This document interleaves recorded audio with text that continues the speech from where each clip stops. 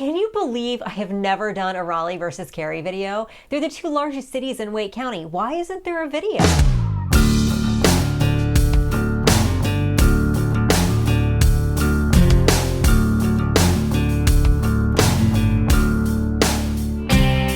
In today's video, we're going to talk about some of the unique differences between the two cities, and then we're going to discuss the different types of housing that you can get and what types of amenities you can get at different price points throughout each city. It is different, and while Cary's median home price is almost $200,000 higher, there are actually some types of housing that are less expensive in Cary, and in some surprising ways, you get more for your money. Also, there are some things you're going to give up to live in one city over the other, and then there are some things that you equally have access to, whether you live in Cary or in Raleigh. Like, you can live in some parts of Raleigh and be closer to Cary amenities than some parts of Cary are, and vice versa. So we're going to talk about all of that stuff. The first thing you need to know is that while Raleigh and Cary share a border with each other, most people will tell you that they're very different places. The vibes are just totally different, and it's not easy to pick up on without driving around. When people call me to relocate to the Triangle, the first thing I do is create a custom Google map tour for them, because most people, once they've done this, have a very strong affinity for one or the other. You really have to see it to get that vibe. They're not better or worse than each other, they're just different, and what feels right to you might be different than what feels right to someone else. Cary has the reputation of being a real-life kind of Pleasantville. It's very manicured and the people are very nice. Artwork adorns the public spaces. If you're from Raleigh, you probably think the art is overdone. If you're from Cary, you love the fact that the town pays attention to its appearance. You love that there's a park walking distance from just about anywhere, and you love the well-designed shopping centers. Except for Crossroads, they made that one before Cary got its act together. I think whoever originally designed that mess got out of traffic engineering and became a chef or something. Anyway, if you're from Raleigh, you love the fact that Raleigh isn't Cary. You like the fact that it's a little grittier, a little less manicured, a little older. With that grit and age comes a depth of culture that Cary doesn't have, and a lot more variety in the types of housing available. Raleigh also has the big amenities that Cary doesn't: museums, symphony, ballet, and a real downtown. Raleigh has the reputation of being, well, I'm not sure. To be honest, it feels like Raleigh is still finding itself. Some will complain that Raleigh's too plain, that it doesn't really have a character like, say, Austin does.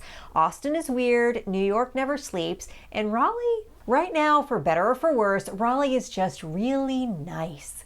The different parts of Raleigh certainly have a character all their own. The upscale neighborhoods of ITB give you an old money vibe, and West Raleigh is dominated by NC State, but the town as a whole is still looking for that unifying identity. However, this year, Raleigh was Airbnb's #1 city for Labor Day weekend reservations, so maybe Raleigh is on to something. Not to leave Cary out of the accolades, this year Cary was the #1 wealthiest city in the country.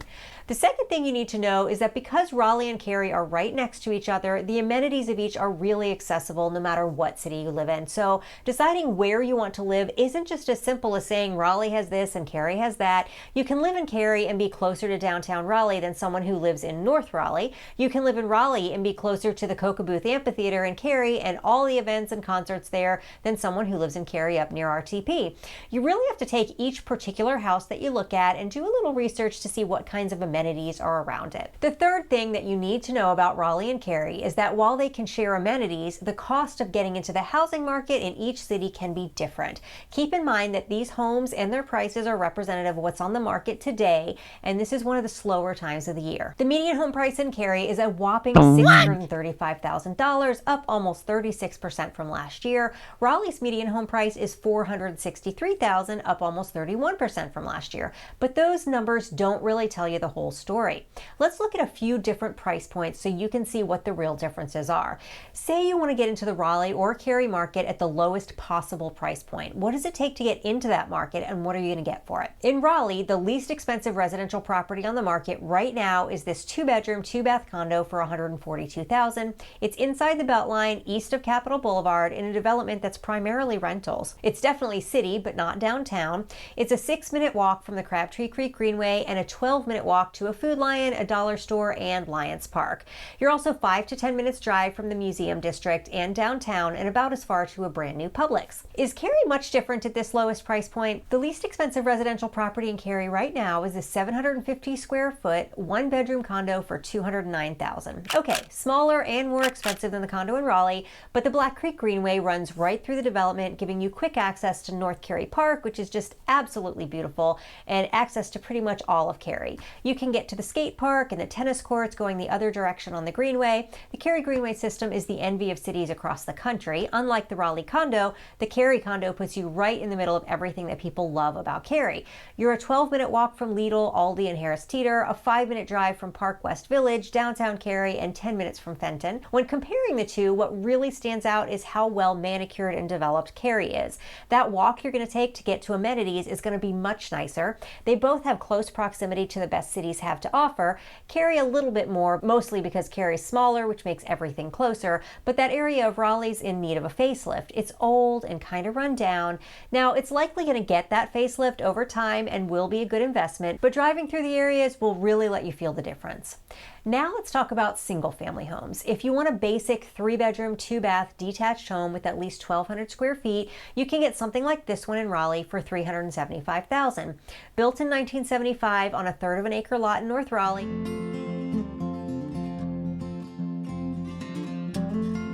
It's just a 7-minute drive to Shelley Lake Park.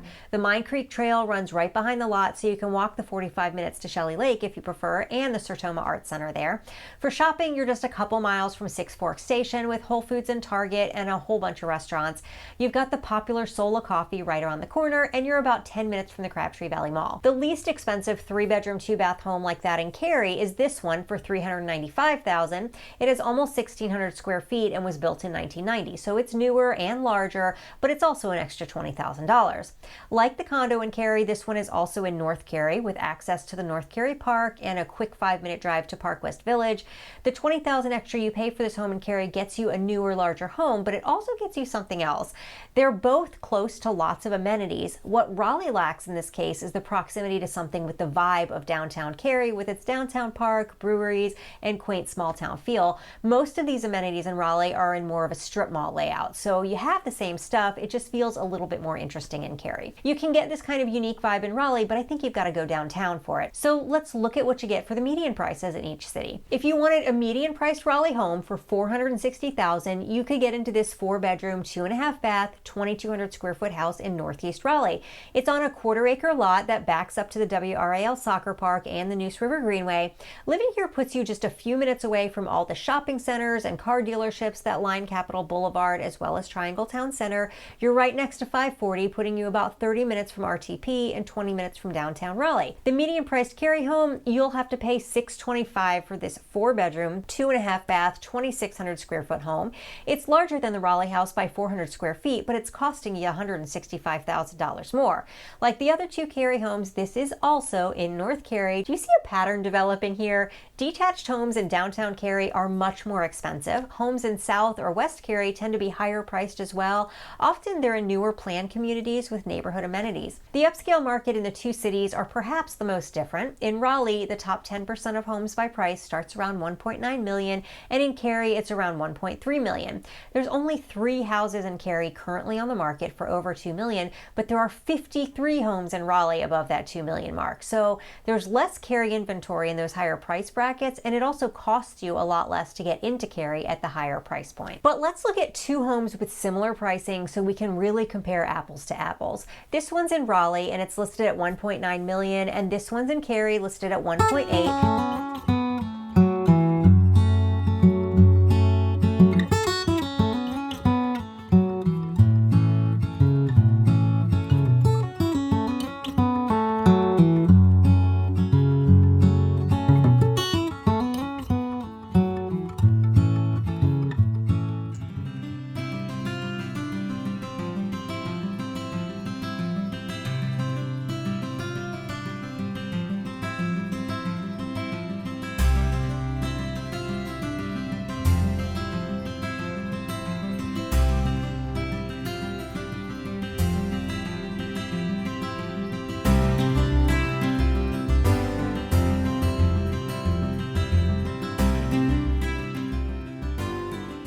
They're both about the same size. I think the biggest difference, and I think this is very illustrative of the major differences between the two towns, the Cary home is almost new, built in 2020, and the Raleigh home was built in 1990. Now, obviously, they're both beautiful homes with some really amazing features.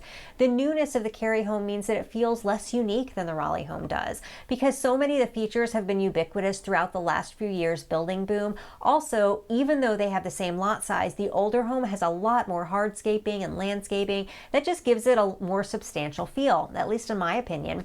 Of course, with that hardscaping comes the honey oak floors and the browns of the 1990s that some people might feel they need to replace or not. Whichever side you're on, I think these two homes personify the personalities of Raleigh and Cary very well. New, shiny, modern, and really cool compared to older, a little dated, but with some really unique character. So, where would you live? Tell me in the comments. If you like this video, you might like this one about the different parts of Raleigh or this one about the different parts of Cary.